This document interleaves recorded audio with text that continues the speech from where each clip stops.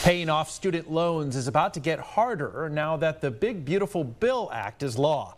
Betsy Mayotte, president of the Institute of Student Loan Advisors, joins us now to talk about some of the changes. Thanks for being here, Betsy.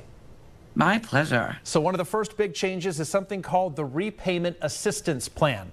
Can you explain how that's going to work and how it's different maybe from what was in place before? Yeah, so it's exactly the same from some existing plans, except where it's different. It's a plan where borrowers will be able to make payments based on their income. Now, the calculation for that is based on the borrower's adjusted gross income. So, for example, if they make under $10,000, their payment will be no more than $120 a year or $10 a month. As the $10,000 increments of their income increase, the percentage of the income that's used increases. Now, that amount will cap at 10% for people that make $100,000 or more. Now, if you were enrolled in the SAVE plan, what are the next steps for those borrowers now?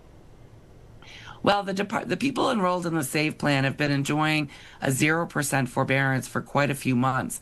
But today, the Department of Education announced that as of August 1st, interest will start accruing on those loans once again. So now the SAVE plan is gone. Congress got rid of it, and if they hadn't, the courts were going to. So at this point, borrowers need to make a decision. At some point, they're going to have to switch plans, whether they switch now or whether they wait until they're forced to switch as a result of this budget reconciliation bill. The Graduate Plus loan is gone. What does that mean for students who need to take out graduate loans? So for people that are in graduate school or people that are going for a professional degree like medical school or perhaps law school, they've not only gotten rid of the Grad Plus loan, but they've added caps to the amount you can borrow, both on an annual basis and on a lifetime basis.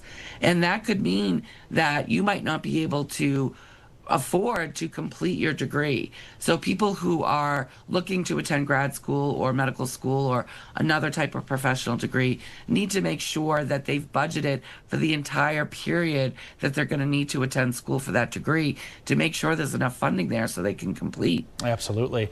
There are borrowing limits across the board. What are those going to look like? So for undergraduate students, those limits haven't changed. The annual and aggregate limits haven't changed. For graduate students, so people going for, say, a master's degree, those limits are $20,500 per year, no more than a $100,000 lifetime limit. For people going for a professional degree like medical school, the annual limits are again $20,500 and $50,000 for the professional degrees, but no more than $200,000 for the lifetime limit.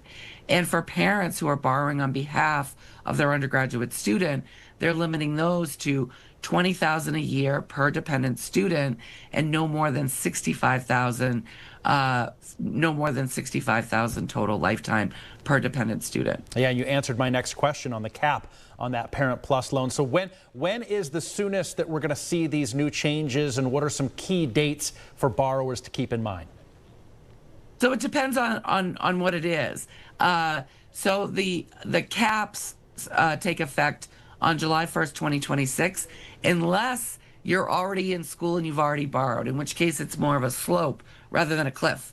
If you're already in school, you'll be able to borrow at the current limits for no more than 3 years or until you should have finished your degree under a normal timeline. For the repayment options, for borrowers that are on SAVE, they are going to be forced into another plan by 2028.